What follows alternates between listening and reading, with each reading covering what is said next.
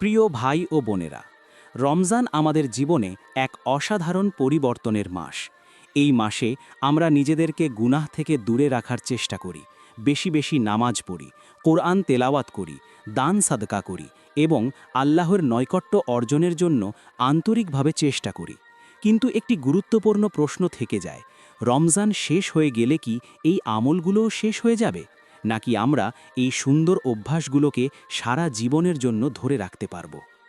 আজকের এই আলোচনায় আমরা জানব কিভাবে রমজানের পরও নেক আমল ধরে রাখা যায়, কুরআন ও সহি হাদিসের আলোকে সহজ ও বাস্তবসম্মত কিছু উপায় সহ। বিসমিল্লাহির রহমানির রহিম। আসসালামু আলাইকুম ওয়া রাহমাতুল্লাহ। প্রথম অংশ, রমজান কেন আমাদের পরিবর্তন করে। রমজান আমাদের আত্মাকে পরিশুদ্ধ করার জন্য একটি বিশেষ প্রশিক্ষণ। আল্লাহ বলেন, হে ঈমানদারগণ, তোমাদের উপর রোজা ফরজ করা হয়েছে, যেমন ফরজ করা হয়েছিল তোমাদের পূর্ববর্তীদের উপর, যাতে তোমরা তাকওয়া অর্জন করতে পারো। সূরা আল বাকারা আয়াত ১৮৩। এই আয়াত স্পষ্টভাবে বলে দেয়, রমজানের মূল উদ্দেশ্য হচ্ছে তাকওয়া অর্জন করা। তাকওয়া মানে শুধু রোজা রাখা নয়, বরং গুনাহ থেকে বেঁচে থাকা, আল্লাহকে সর্বদা স্মরণ রাখা, নিজের জীবনকে ইসলামের আলোকে পরিচালিত করা। রমজান আমাদের এই গুণগুলো শিখিয়ে দেয়। এখন প্রশ্ন হচ্ছে, এই তাকওয়া কি শুধুই এক মাসের জন্য? দ্বিতীয় অংশ, রমজানের পর আমল ছেড়ে দেওয়ার বিপদ। রমজানের পর অনেকেই আবার আগের জীবনে ফিরে যায়। এটা খুবই দুঃখজনক একটি বিষয়। একজন সাহাবী বলেন, যারা শুধু রমজানে ইবাদত করে তারা আল্লাহকে নয়, রমজানকে ইবাদত করে। আল্লাহ বলেন, তোমরা সেই নারীর মতো হয়েও না যে তার সুতা মজবুত করে বোনার পর আবার তা খুলে ফেলে। সূরা আন-নাহল আয়াত ৯২। এই আয়াত আমাদের সতর্ক করে দেয়, আমরা যেন রমজানে অর্জিত নেক আমলগুলো নষ্ট না করি। তৃতীয় অংশ, ধারাবাহিক আমলের গুরুত্ব। রসূল সাল্লাল্লাহু আলাইহি ওয়াসাল্লাম বলেছেন, আল্লাহর নিকট সবচেয়ে প্রিয় আমল হল যা নিয়মিত করা হয়, যদিও তা অল্প হয়। সহি বুখারী হাদিস ৬৪৬৪, সহি মুসলিম হাদিস ৭৮২। এখানে একটি গুরুত্বপূর্ণ বিষয় হচ্ছে, বেশি নয়, নিয়মিত হওয়াই আসল।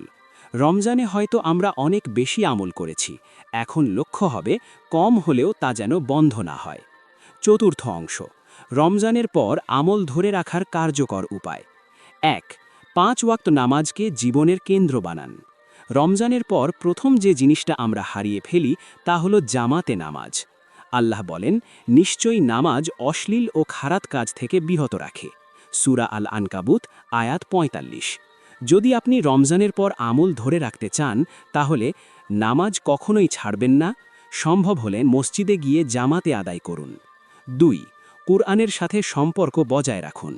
রমজানে আমরা কুরআনের সাথে গভীর সম্পর্ক তৈরি করি, কিন্তু রমজান শেষে অনেকেই কুরআন বন্ধ করে রাখে।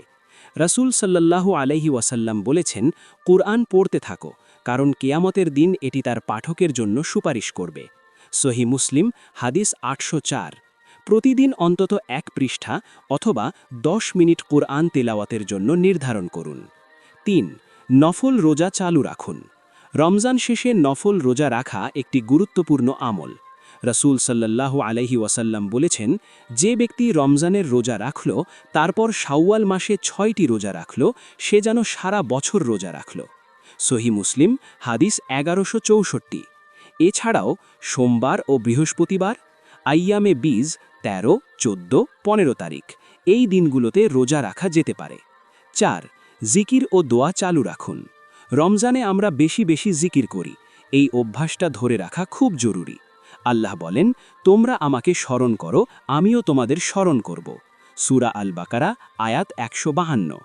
সহি কিছু জিকির: সুবহানাল্লাহ, আলহামদুলিল্লাহ, আল্লাহু আকবার, আস্তাগফিরুল্লাহ। রসূল সাল্লাল্লাহু আলাইহি ওয়াসাল্লাম বলেছেন, যে ব্যক্তি দিনে ১০০ বার সুবহানাল্লাহি ওয়া বিহামদিহি বলবে, তার গুনাহ মাফ করে দেওয়া হবে, যদিও তা সমুদ্রের ফেনার সমান হয়। সহি বুখারী হাদিস ৬৪০৫। ৫. দান সদকা চালিয়ে যান। রমজানে আমরা বেশি দান করি, কিন্তু এটি শুধু রমজানের জন্য নয়। রাসূল সাল্লাল্লাহু আলাইহি ওয়াসাল্লাম ছিলেন মানুষের মধ্যে সবচেয়ে দানশীল, আর রমজানে তিনি আরও বেশি দানশীল হয়ে যেতেন। সহি বুখারী হাদিস ৬। আপনি চাইলে প্রতিদিন ১০ টাকা অথবা সপ্তাহে একদিন নিয়মিত দান করতে পারেন। 6. ভালো সঙ্গ বেছে নিন। আমল ধরে রাখার জন্য সঙ্গ অত্যন্ত গুরুত্বপূর্ণ। রাসূল সাল্লাল্লাহু আলাইহি ওয়াসাল্লাম বলেছেন, মানুষ তার বন্ধুর ধর্মের উপর থাকে, তাই তোমরা দেখো কাকে বন্ধু বানাচ্ছ। সুনান আবু দাউদ, হাদিস 4833। ভালো বন্ধু আপনাকে নামাজে ডাকবে, খারাপ বন্ধু গুনাহের দিকে টানবে। 7. গুনাহ থেকে দূরে থাকার চেষ্টা করুন। রমজানে আমরা গুনাহ কম করি, এখন লক্ষ্য হবে সেটাকে ধরে রাখা। রাসূল সাল্লাল্লাহু আলাইহি ওয়াসাল্লাম বলেছেন, যে ব্যক্তি মিথ্যা কথা ও কাজ পরিত্যাগ করে না, তার পানহার ত্যাগে আল্লাহর কোনো প্রয়োজন নেই। সহিহ বুখারী, হাদিস 1903। এটা শুধু রোজার জন্য নয়, পুরো জীবনের জন্য। পঞ্চম অংশ, নিয়মিত আমলের জন্য বাস্তব পরিকল্পনা। আপনি যদি সত্যি আমল ধরে রাখতে চান, তাহলে একটি ছোট প্ল্যান করুন। দৈনিক 5 ওয়াক্ত নামাজ, 1 পৃষ্ঠা কুরআন, 10 মিনিট জিকির। সাপ্তাহিক 1 দিন নফল রোজা, কিছু দান। মাসিক নিজের আমল রিভিউ করুন। ষষ্ঠ অংশ, নিয়ত ঠিক রাখার গুরুত্ব। আমলের সবচেয়ে গুরুত্বপূর্ণ বিষয় হল নিয়ত। রাসূল সাল্লাল্লাহু আলাইহি ওয়াসাল্লাম বলেছেন, নিশ্চয়ই সব কাজ নিয়তের উপর নির্ভরশীল। সহিহ বুখারী, হাদিস 1। যদি আপনার নিয়ত থাকে আল্লাহর সন্তুষ্টি অর্জন করা, তাহলে অল্প আমলও অনেক মূল্যবান হয়ে যাবে।